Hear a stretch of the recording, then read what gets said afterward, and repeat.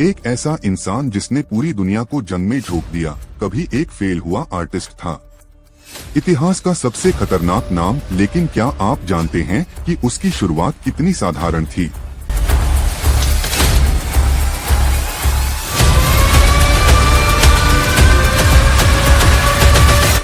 तो आज हम ये भी जानेंगे कि एक आम इंसान से दुनिया का सबसे खौफनाक तानाशाह बनने तक आखिर क्या हुआ उसके साथ।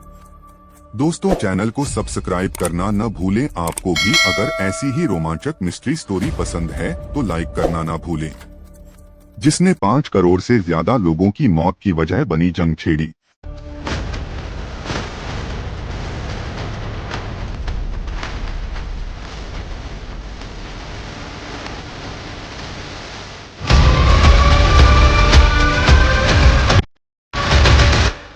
उसकी असली कहानी आज भी रोंगटे खड़े कर देती है।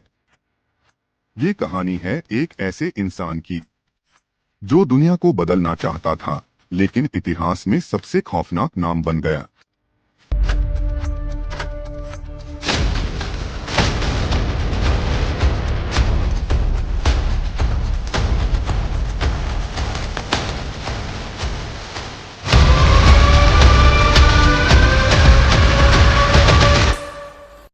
बीस अप्रैल 1889 को ऑस्ट्रिया के ब्राउनाउ एम इन नामक छोटे से नगर में एडॉल्फ हिटलर का जन्म हुआ।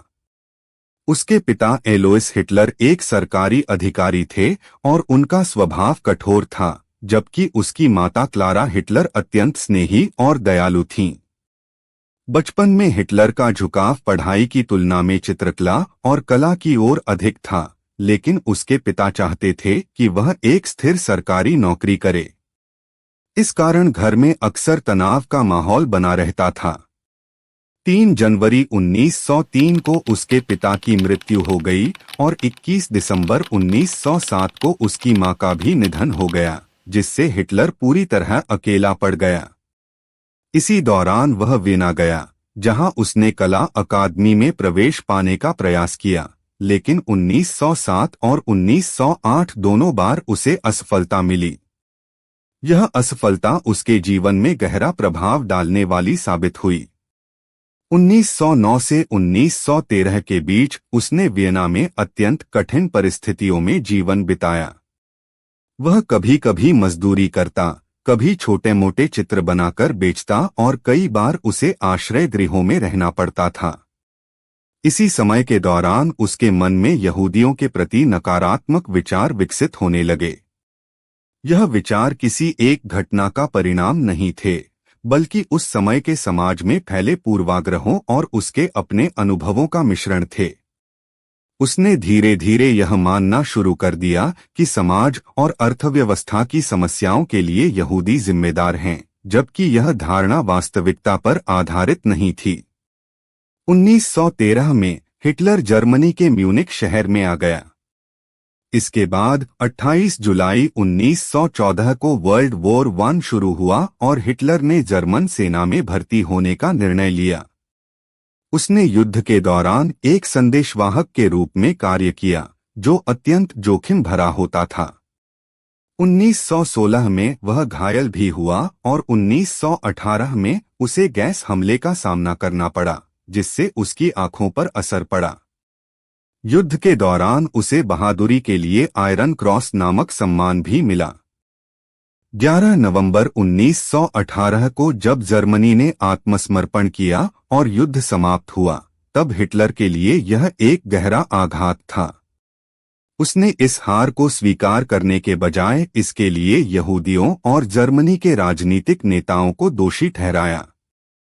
इसी समय उसके मन में यह विचार और मजबूत हो गया कि जर्मनी के साथ अन्याय हुआ है और इसे सुधारने की आवश्यकता है।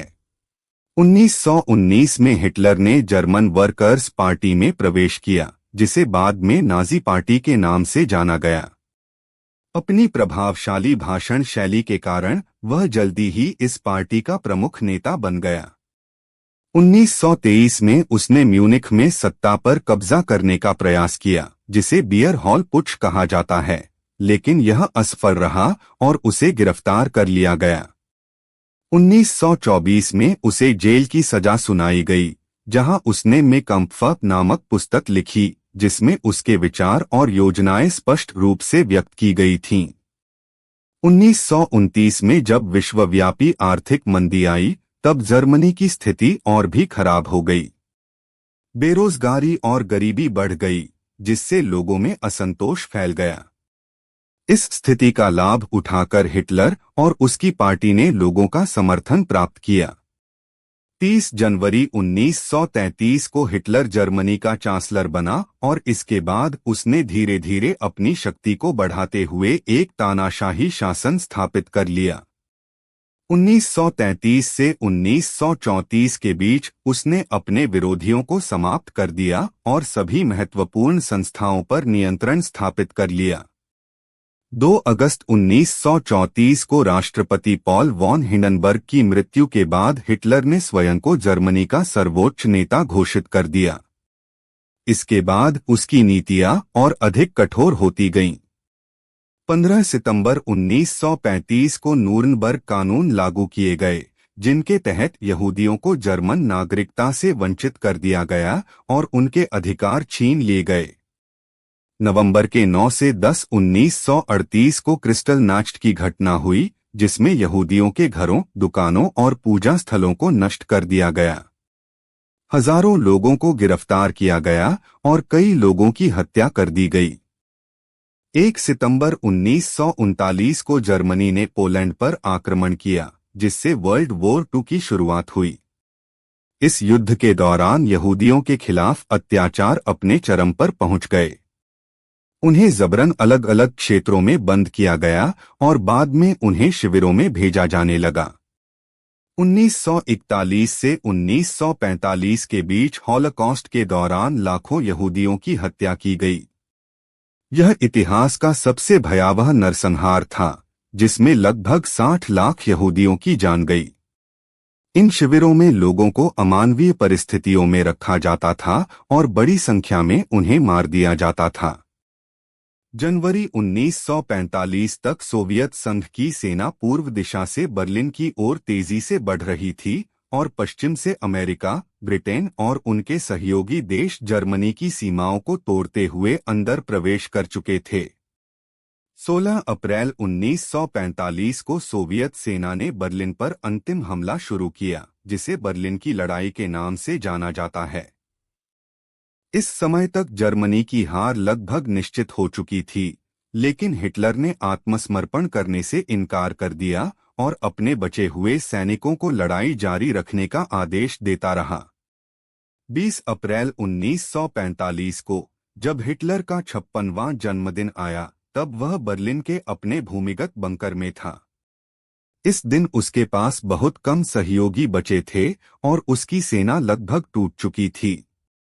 इसके बावजूद वह अपने भ्रम में यह मानता रहा कि वह स्थिति को पलट सकता है। 29 अप्रैल 1945 को उसने अपनी लंबे समय की साथी ईवा ब्राउन से विवाह किया। यह विवाह एक तरह से उसके जीवन के अंतिम क्षणों का प्रतीक था, क्योंकि अगले ही दिन 30 अप्रैल 1945 को एडॉल्फ हिटलर ने अपने बंकर में आत्महत्या कर ली। ईवा ब्राउन ने भी उसके साथ ही अपनी जान दे दी। हिटलर की मृत्यु के बाद जर्मनी पूरी तरह से बिखर गया और 8 मई 1945 को जर्मनी ने आधिकारिक रूप से आत्मसमर्पण कर दिया। इसके साथ ही वर्ल्ड वॉर 2 का अंत हुआ। लेकिन युद्ध के समाप्त होने के बाद जो सच्चाई दुनिया के सामने आई, उसने पूरे विश्व को हिलाकर रख दिया।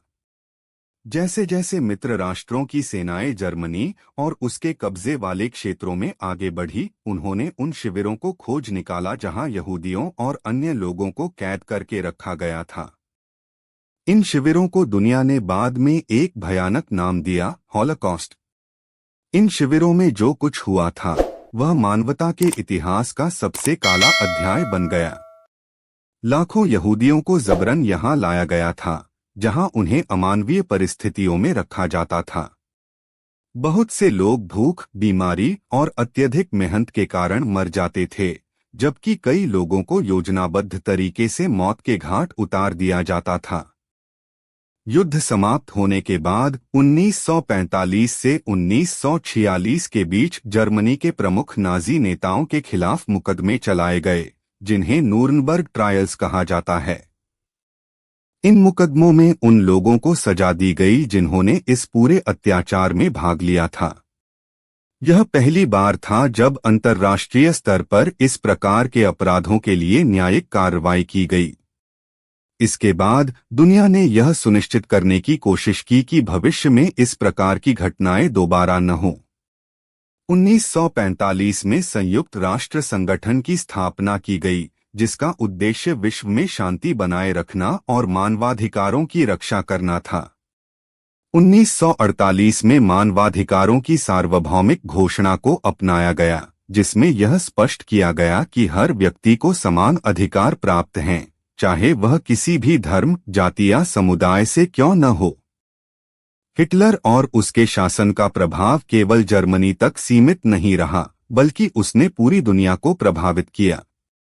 इस घटना ने यह सिखाया कि किसी भी समाज में अगर नफरत और भेदभाव को बढ़ावा दिया जाए तो उसका परिणाम कितना भयानक हो सकता है।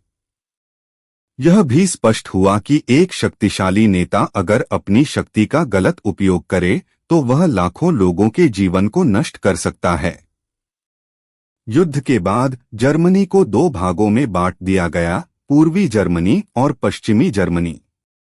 यह विभाजन कई वर्षों तक बना रहा और शीत युद्ध के दौरान यह एक महत्वपूर्ण राजनीतिक मुद्दा बना रहा। 1961 में बर्लिन की दीवार बनाई गई, जो इस विभाजन का प्रतीक बन गई। अंततः 1989 में यह दीवार गिर गई और 1990 में जर्मनी का पुनः एकीकरण हुआ। इस पूरी कहानी को आज भी दुनिया भर में पढ़ाया और समझाया जाता है, ताकि लोग यह जान सकें कि इतिहास की गलतियों से क्या सीख ली जा सकती है। हॉलोकॉस्ट की याद में कई स्मारक बनाए गए हैं और हर साल उन लोगों को याद किया जाता है जिन्होंने इस त्रासदी में अपनी जान गंवाई। दोस्तों, चैनल को सब्सक्राइब करना न भूलें। आपको भी अगर ऐसी ही रोमांचक मिस्ट्री स्टोरी पसंद है तो लाइक करना न भूलें।